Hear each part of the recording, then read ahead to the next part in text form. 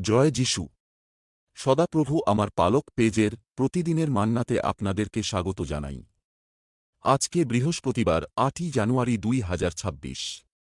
আজকের বাক্য পবিত্র বাইবেল থেকে নেওয়া, রোমীয় ৭ অধ্যায় ১৫ পদ।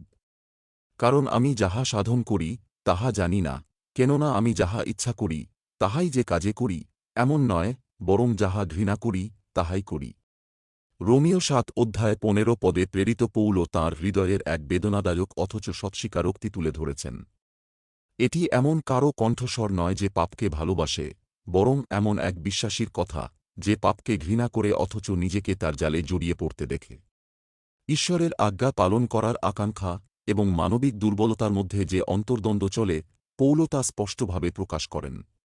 যারা পবিত্র জীবনের প্রতি আন্তরিক, তারা এই সংগ্রাম সহজেই চিনতে পারবেন।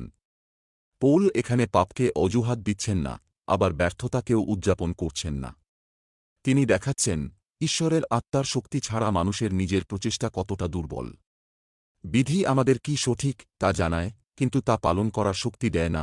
রোমীয় ৭ অধ্যায় ৭ থেকে ১২ পদ। পাপ শুধু বাইরের প্রলোভন নয়, এটি অন্তরের এক শক্তি যা ঈশ্বরের বিধির বিরোধিতা করে। রোমীয় ৭ অধ্যায় ২৩ পদে বলে, কিন্তু আমার অঙ্গ প্রত্যঙ্গে অন্য প্রকার এক ব্যবস্থা দেখিতে পাইতেছি, তাহা আমার মনের ব্যবস্থার বিরুদ্ধে যুদ্ধ করে, এবং পাপের যে ব্যবস্থা আমার অঙ্গ প্রত্যঙ্গে আছে, আমাকে তাহার বন্দী দাস করে। আমরা যদি নিজেদের উপরই ভরসা করি, তবে আমাদের শ্রেষ্ঠ ইচ্ছাগুলোও ধসে পড়ে। ঠিক কাজ করতে চেয়েও আমরা তা করতে পারি না। এ কথাই যিশু মথি লিখিত সুসমাচার ২৬ অধ্যায় ৪১ পদে বলেছিলেন, আত্মা ইচ্ছুক বটে, কিন্তু মাংস দুর্বল। এই পীড়া অনেক সময় হতাশা, অপরাধবোধ এবং নিরাশা নিয়ে আসে। অনেক বিশ্বাসী মনে মনে প্রশ্ন করে, আমি যদি সত্যি ঈশ্বরকে ভালোবাসি, তবে বারবার কেন ব্যর্থ হই? রোমীয় ৭ অধ্যায় আমাদের আশ্বস্ত করে যে এই সংগ্রামই প্রমাণ করে আমাদের হৃদয় ধার্মিকতাকে কামনা করে। এই পদ আমাদের অপরাধবোধে ডুবিয়ে দেওয়ার জন্য নয়, বরং নির্ভরশীল হতে শেখানোর জন্য। পৌলের সততা পরাজয়ের নয়, বিজয়ের পথ খুলে দেয়। তিনি পরে চিৎকার করে বলেন, কে আমাকে এই মৃত্যুর দেহ হইতে উদ্ধার করিবে? এবং সঙ্গে সঙ্গেই উত্তর দেন, প্রভু যীশু খ্রিস্টের দ্বারা। রোমীয় ৭ অধ্যায় ২৪ এবং ২৫ পদে বলে, দুর্ভাগ্য মনুষ্য আমি। এই মৃত্যুর দেহ হইতে কে আমাকে নিস্তার করিবে? আমাদের প্রভু যীশু খ্রিস্ট দ্বারা আমি ঈশ্বরের ধন্যবাদ করি।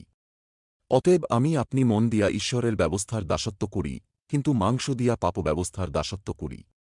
সংগ্রাম বাস্তব, কিন্তু উদ্ধারকর্তাও বাস্তব।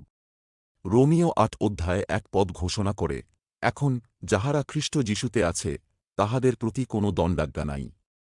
সংঘর্ষের উপস্থিতি বিশ্বাসের অভাবের প্রমাণ নয়, বরং এই সংগ্রামই দেখায় যে ঈশ্বরের আত্মা আমাদের ভেতরে কাজ করছেন। গালাতীয় ৫ অধ্যায় ১৭ পদে বলে, কেননা মাংস আত্মার বিরুদ্ধে, এবং আত্মা মাংসের বিরুদ্ধে অভিলাষ করে, কারণ এই দুইয়ের একটি অন্যটির বিপরীত, তাই তোমরা যাহা ইচ্ছা করো তাহা সাধন করো না। কিন্তু যদি আত্মা দ্বারা চালিত হও, তবে তোমরা ব্যবস্থার অধীন নও। খ্রিস্টীয় বৃদ্ধি মানে সংগ্রামের অনুপস্থিতি নয়, বরং পড়ে গেলে কোথায় ফিরে যেতে হবে তা শেখা। আমরা যখন ব্যর্থ হই, তখন ঈশ্বর আমাদের লুকোতে বলেন না, তিনি আমাদের ফিরে আসতে ডাকেন, আমাদের দুর্বলতা স্বীকার করে প্রতিদিন তাঁর অনুগ্রহের ওপর ভরসা করতে ডাকেন। প্রভু তাঁর বাক্যে আশীর্বাদ করুন, আমেন।